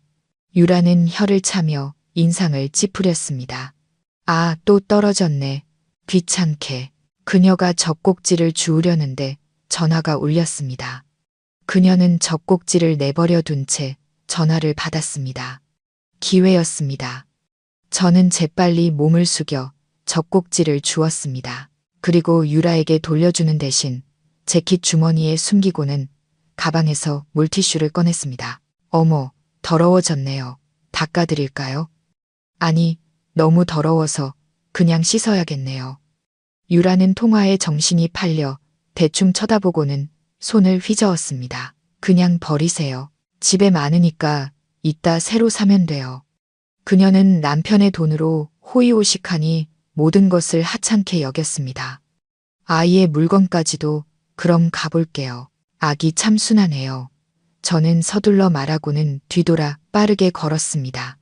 1초라도 더 있다가는 저 잔인한 여자에게서 아이를 빼앗아 버릴 것 같았기 때문입니다. 주머니 속에는 아이의 침이 묻은 젖꼭지가 따뜻하게 남아 있었습니다. 제 인생에서 가장 중요한 증거물이었습니다. 저는 필요한 것을 얻었지만 제 심장은 차가운 유모차에 남겨두고 온 것 같았습니다. 저는 곧장 유전자 검사센터로 달려갔습니다. 얼마 전과는 완전히 다른 마음으로. 그때는 두려움이었지만 지금은 분노와 확신이었습니다. 저는 젖꼭지에 남은 침과 제 머리카락 샘플을 제출하며 가장 빠른 검사를 요청했습니다. 결과를 기다리는 시간은 지옥 같았습니다. 저는 복도에 앉아 두 손을 모으고 기도했습니다. 직감으로는 이미 내 딸이라고 확신했지만 그들을 감옥에 보내려면 법적 증거가 필요했습니다. 친자 관계 성립 99.99%라는 글자가 적힌 결과지를 받았을 때 저는 더 이상 울지 않았습니다. 고통은 힘이 되었습니다. 저는 강 팀장님과 지혜에게 연락해 탐정 사무실에서 만났습니다. 저는 모든 증거를 테이블 위에 펼쳐 놓았습니다. 준우의 DNA 결과, 보람이의 DNA 결과, 불륜 사진, 보험 계약서, 그리고 집에서 녹음한 파일들까지. 강 팀장님은 모든 것을 꼼꼼히 검토하고는 고개를 끄덕였습니다. 이 정도면 충분합니다. 이 증거들이면 그들을 사회에서 매장시킬 수 있습니다. 그런데 서연 씨, 당신은 뭘 원합니까? 그들을 쳐버립니까? 아니면 아이와 재산을 되찾는 것입니까? 저는 그의 눈을 똑바로 보며 단호하게 말했습니다. 전부 다요. 제 딸을 되찾고 부모님의 안전을 보장받고 싶어요. 그리고 모성애를 짓밟은 그들이 가장 비참한 대가를 치르게 하고 싶어요. 그들이 유럽으로 가서 모든 것을 덮으려고 한다고요. 제가 그 여행을 그들의 마지막 여행으로 만들어주겠어요. 지혜가 걱정스럽게 제 손을 잡았습니다. 하지만 어떻게? 모레 출발이라며 시간이 너무 없어. 그들의 계획을 역이용할 거야. 제 눈빛이 차갑게 빛났습니다. 그들은 내 서명이 필요해.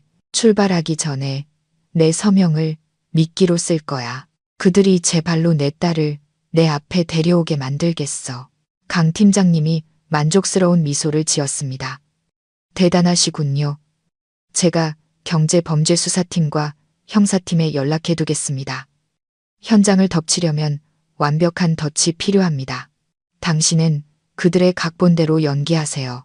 나머지는 제가 처리하겠습니다. 탐정 사무실을 나설 때 거리는 이미 화려한 불빛으로 가득했습니다. 저는 인파 속으로 걸어 들어갔습니다. 이제 저는 더 이상 연약한 며느리가 아니었습니다.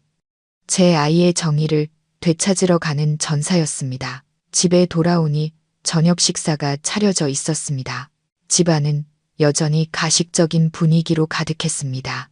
박 여사님과 민주는 초조한 얼굴로 저를 기다리고 있었습니다. 저를 보자 민준이 달려와 의자를 빼주었습니다. 쇼핑 잘했어. 밥 먹자.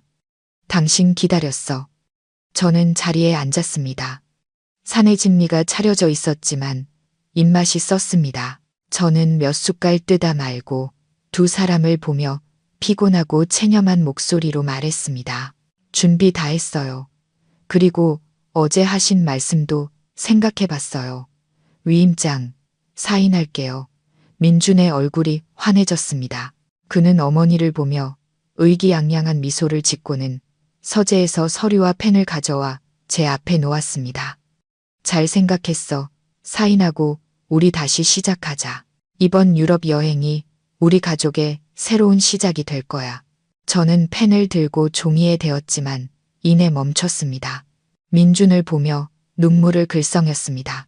막다른 길에 몰린 연약한 아내를 완벽하게 연기했습니다. 사인할게요. 하지만 마지막 조건이 하나 있어요. 이걸 들어주지 않으면 죽어도 안 가고 사인도 안 할 거예요. 민준의 미소가 굳었습니다.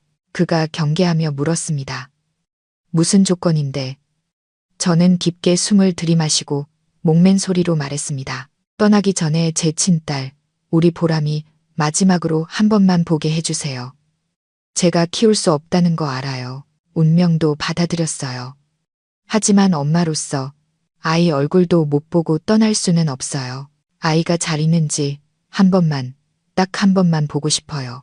작별 인사라도 하게 해주세요. 그러고 나면 준우랑 우리 가족한테만 충실할게요.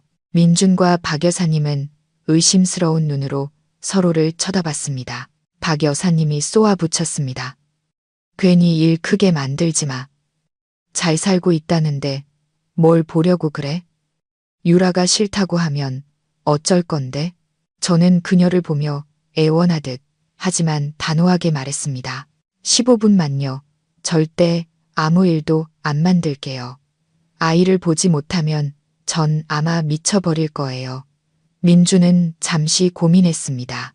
그는 위험과 이익을 저울질하고 있었습니다. 그는 당장 제 서명이 필요했습니다. 그는 제가 완전히 굴복했다고 생각하는 듯 했습니다. 그저 약간의 미련이 남았을 뿐이라고. 좋아. 민준이 고개를 끄덕였습니다. 그렇게 하지. 내일 공항 가기 전에 유라 씨한테 잠깐 들르자. 하지만 약속해. 보기만 하고 바로 사인해야 해. 약속할게요. 저는 고개를 숙여 눈 뒤에 차가운 빛을 감추며 대답했습니다. 그는 미끼를 물었다. 내일은 우리가 공항에 가는 날이 아니라 교도소 문이 그 악인들을 맞이하는 날이 될 것이다. 민준의 고급 세단은 소리 없이 도로를 미끄러져 나갔습니다. 차 안공기는 무겁게 가라앉아 있었습니다. 저는 뒷좌석에 앉아 위치 추적 기능이 켜진 휴대폰이 든 가방을 꼭 껴안고 있었습니다. 박 여사님은 옆에서 염주를 돌리며 불안한 듯 중얼거렸습니다. 민주는 백미러로 저를 힐끗힐끗 쳐다보며 제 속을 떠보려 했습니다. 차는 강변의 고급 주상복합 아파트 앞에 멈춰 섰습니다. 저는 차에서 내려 하늘을 찌를 듯한 건물을 올려다보았습니다. 제 남편이 가족의 피땀으로 배신을 키워온 금빛 새장이었습니다. 우리는 엘리베이터를 타고 12층으로 올라갔습니다. 숫자가 바뀔 때마다 시한폭탄의 카운트다운처럼 느껴졌습니다. 문이 열리자 익숙한 향수 냄새가 코를 찔렀습니다. 제가 그토록 견뎌야 했던 거짓의 냄새였습니다. 민준이 초인종을 눌렀습니다. 잠시 후 묵직한 문이 열렸습니다. 유라가 화려한 붉은색 원피스를 입고 나타났습니다. 그녀는 저를 위아래로 훑어보며 경멸과 동정이 섞인 미소를 짓고는 민준에게 애교를 부렸습니다. 오빠, 왔어요? 왜 서연 씨까지? 집 지저분한데. 저는 안으로 들어갔습니다. 거실 중앙에 걸린 커다란 웨딩 사진이 눈에 들어왔습니다. 사진 속 민준과 유라는 행복하게 웃고 있었습니다. 제가 배 아파 아이를 낳는 동안 그들은 이미 부부처럼 살고 있었던 것입니다. 박 여사님이 재촉했습니다. 유라야, 애 데리고 나와. 얼굴만 보고 바로 가야 해. 비행기 시간 늦겠다. 유라는 입을 삐죽이며 방으로 들어갔다가 곤히 잠든 아기를 안고 나왔습니다. 그녀는 아이를 아무렇게나 안고 있었습니다. 제 딸 보람이었습니다. 아이는 헐렁한 옷 속에서 너무나 작고 말라 보였습니다. 심장이 저며왔습니다. 자, 봐요. 유라가 퉁명스럽게 말했습니다. 이 애 키우느라 내가 얼마나 고생했는지 알아요? 밤마다 울어서 잠도 못 자고 피부도 다 상했다고요. 유럽 가서 편하게 살 생각 말고 돈이나 꼬박꼬박 보내요. 저는 분노를 삼키고 떨리는 목소리로 말했습니다. 한 번만 안아봐도 될까요? 민준이 고갯짓으로 허락했습니다. 유라는 마지못해 제게 아기를 떠넘기듯 건넸습니다. 작고 부드러운 아기를 품에 안는 순간 제 모든 인내는 무너져 내렸습니다. 아기는 준우보다 훨씬 가벼웠습니다. 아이에게서는 제대로 갈아주지 않은 기저귀 냄새와 시큼한 분유 냄새가 났습니다. 눈물이 쏟아져 아이의 뺨을 적셨습니다. 저는 아이를 꽉 껴안고 속삭였습니다. 엄마야, 엄마가 미안해. 엄마가 데리러 왔어. 제 품에서 보람이가 천천히 눈을 떴습니다. 아이는 저를 보고 울지 않고 희미하지만 햇살처럼 밝은 미소를 지어 보였습니다. 그 미소가 제게 엄청난 힘을 주었습니다. 더 이상 이 아이를 놓칠 수 없었습니다. 다 됐어요. 울긴 왜 울어. 재수 없게. 유라가 아이를 다시 뺏으려고 했습니다. 하지만 이번에는 제가 물러서지 않았습니다. 저는 한 걸음 뒤로 물러서며 그녀와 민준, 박 여사님을 차례로 노려보며 또렷하게 말했습니다. 아니, 이 아이 돌려주지 않을 거야. 그리고 어떤 서류에도 사인 안 해. 오늘 내 딸 데리고 갈 거야. 방하는 순간 정적이 흘렀습니다. 당신, 무슨 소리 하는 거야? 민준이 위협적으로 다가왔습니다. 당신 부모님 생각 안 해. 길바닥에 나앉고 싶어. 닥쳐야 할 사람은 당신이야. 저는 그동안 억눌렀던 모든 울분을 터뜨렸습니다. 내가 당신을 무서워할 것 같아? 당신들의 죄를 영원히 숨길 수 있을 줄 알았어? 당신들은 악마야. 유라가 제게 달려들었습니다. 미친 거 아니야? 내 아들 내놔. 저는 등을 돌려 아이를 보호하며 힘껏 유라의 배를 찼습니다. 그녀가 비명을 지르며 나뒹굴었습니다. 민준이 제 팔을 부서져라 잡았습니다. 애 놔. 살고 싶으면 당장 사인해. 박 여사님도 핸드백으로 저를 마구 때렸습니다. 저는 고통스러웠지만 아이를 보호하는 방패처럼 굳건히 버텼습니다. 보람이가 놀라 울음을 터뜨렸습니다. 아이의 울음소리가 제 심장을 찢었지만 동시에 끝까지 싸울 힘을 주었습니다. 저는 창가로 뒷걸음질 쳤습니다. 힘으로 하겠다고. 좋아. 하지만 그 전에 이거부터 봐. 저는 품에서 휴대폰을 꺼내 높이 들었습니다. 화면에는 라이브 방송 중이라는 표시와 함께 시청자 수가 미친 듯이 올라가고 있었습니다. 저는 카메라를 그들의 일그러진 얼굴에 들이댔습니다. 여러분의 재벌가 민낯 공개 라이브 방송에 오신 것을 환영합니다. 제가 차갑게 말했습니다. 당신 파트너들, 직원들, 그리고 경찰도 다 보고 있어. 민준 씨. 민준은 화면을 보고 경악했습니다. 시청자 수가 수만 명에 달했고 그의 사업 파트너들의 아이디가 실시간으로 댓글을 달고 있었습니다. 그의 얼굴이 새하얗게 질렸습니다. 그가 평생 쌓아온 모든 것이 한순간에 무너지고 있었습니다. 당장 꺼. 민준이 소리쳤지만 목소리는 힘없이 떨렸습니다. 그가 휴대폰을 뺏으려 했지만 저는 피하며 카메라를 유라와 박 여사님에게 돌렸습니다. 여러분, 똑똑히 보세요. 이 사람이 바로 자기 친딸을 내연녀와 바꿔치기 한 X그룹의 박민준 상무입니다. 저분은 미신 때문에 친손녀를 버린 할머니고 저 여자는 남의 가정을 파탄낸 내연녀입니다. 유라가 얼굴을 가리며 비명을 질렀습니다. 박 여사님은 그 자리에 얼어붙었습니다. 민준의 휴대폰이 쉴 새 없이 울렸습니다. 그가 저를 보며 애원했습니다. 서연아, 제발, 진정해. 우리끼리 해결하자. 이렇게 하면 나 죽어. 제발 꺼줘. 아이도 돌려주고 재산도 다 줄게. 너무 늦었어, 민준 씨. 제가 눈물을 흘리며 말했습니다. 당신이 치러야 할 대가는 돈이 아니야. 당신은 이미 내 안에 착한 아내를 죽였어. 난 지금 맹수들로부터 내 새끼를 지키는 어미일 뿐이야. 바로 그때 밖에서 경찰 사이렌 소리가 울려 퍼졌습니다. 복도에서 요란한 발소리가 들리고 문이 세차게 두드려졌습니다. 경찰입니다. 문 여세요. 아동학대 및 불법 감금 신고를 받고 출동했습니다. 민준은 바닥에 주저앉았습니다. 유라는 구석에서 사시나무처럼 떨었습니다. 박 여사님은 소파 위로 쓰러졌습니다. 문이 거칠게 열리고 지혜와 강 팀장님, 그리고 경찰들이 들이닥쳤습니다. 지혜를 보자 긴장이 풀리며 다리에 힘이 빠졌지만 저는 끝까지 아이를 놓지 않았습니다. 지혜가 달려와 저를 부축했습니다. 서연아, 잘했어. 이제 다 끝났어. 경찰은 신속하게 현장을 통제했습니다. 민준은 아무 저항 없이 차가운 수갑을 찼습니다. 그의 눈에는 후회만이 가득했습니다. 유라는 바닥에 구르며 억울하다고 소리쳤지만 그녀의 거짓말은 통하지 않았습니다. 한 여경이 그녀에게 문서 위조 및 불법 대리모 알선 혐의로 체포영장을 제시했습니다. 박 여사님은 충격으로 혈압이 올라 쓰러져 구급차에 실려갔습니다. 평생을 장손 타령하며 살아온 그녀의 마지막은 너무나 초라했습니다.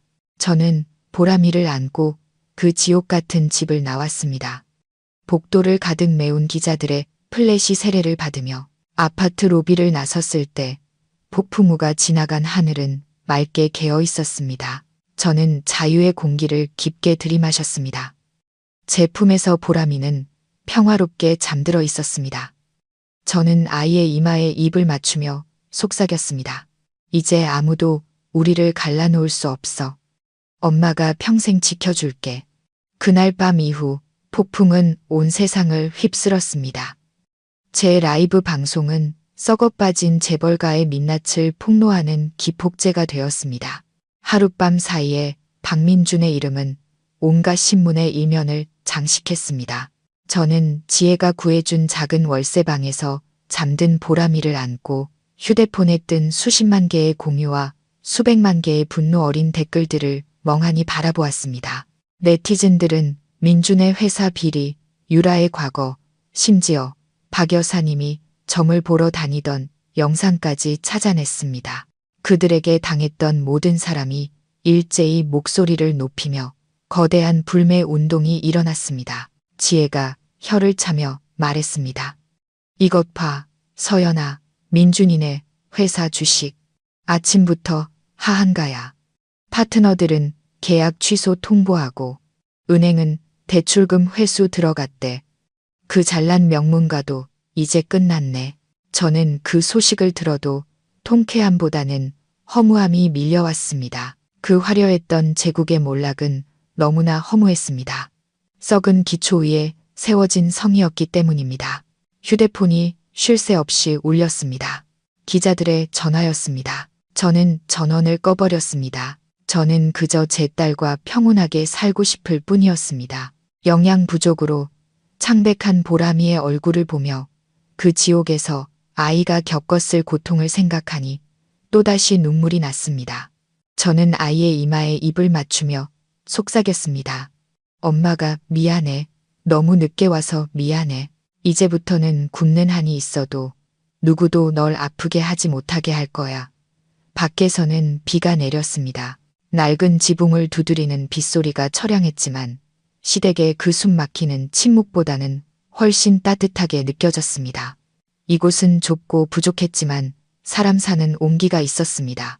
민준과 박 여사님의 세계는 무너져 내리고 있었습니다. 그들이 체포된 직후 저택은 수사를 위해 압류되었습니다.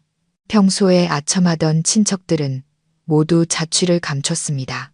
그것이 그들이 평생 돈만 도우며 살아온 대가였습니다. 그 후 며칠 동안 저는 경찰서를 오가며 진술을 하느라 정신이 없었습니다. 민준과 유라에 대한 소식은 변호사를 통해 전해 들었습니다. 그리고 그 내용은 저를 더욱 경악하게 했습니다. 강 팀장님이 말했습니다. 상상도 못하실 겁니다. 서연 씨. 취조실에 들어가자마자 그들의 악마 같은 동맹은 산산조각 났습니다. 박민주는 모든 죄를 내연녀와 어머니에게 떠넘겼습니다. 유라가 자신을 유혹했고 아이를 바꿔치기 한 것도 두 여자가 꾸민 짓이라고요. 심지어 서연 씨가 고소를 취하해주면 남은 재산을 다 주겠다며 합의를 시도하기까지 했습니다. 저는 쓴웃음을 지었습니다. 그는 마지막까지 비겁하고 이기적이었습니다. 유라 역시 만만치 않았습니다. 그녀는 민준이 자신에게 죄를 떠넘긴 것을 알자 복수심에 불타 그의 모든 비자금 내역과 불법 거래 증거들을 경찰에 넘겼습니다. 지혜가 말했습니다. 끼리끼리 만난 거지. 돈과 욕망으로 맺어진 관계의 끝이 다 그렇지 뭐. 죄 없는 아이들만 불쌍할 뿐이야. 결국 민준과 유라는 여러 죄목으로 기소되었습니다. 민준은 횡령과 탈세 혐의까지 추가되었습니다. 그들에게 내려질 형벌은 결코 가볍지 않을 것입니다. 저는 변호사 사무실 창밖으로 떨어지는 낙엽을 보았습니다. 한때 제 인생의 전부였던 남자는 이제 차가운 감방 안에서 자신의 죄를 줄이기 위해 내연녀와 싸우고 있었습니다.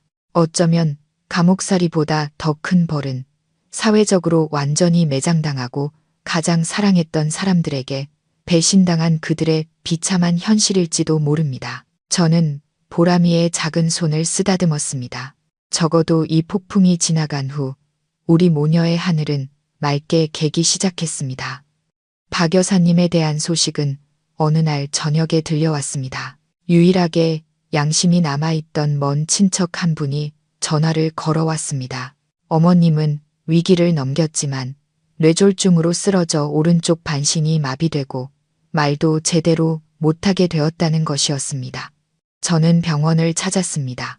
동정심 때문이 아니라 인과응보의 결과를 직접 확인하고 싶었습니다. 병원 복도 끝 유리창 너머로 보이는 박 여사님은 초라하게 침대에 누워 있었습니다.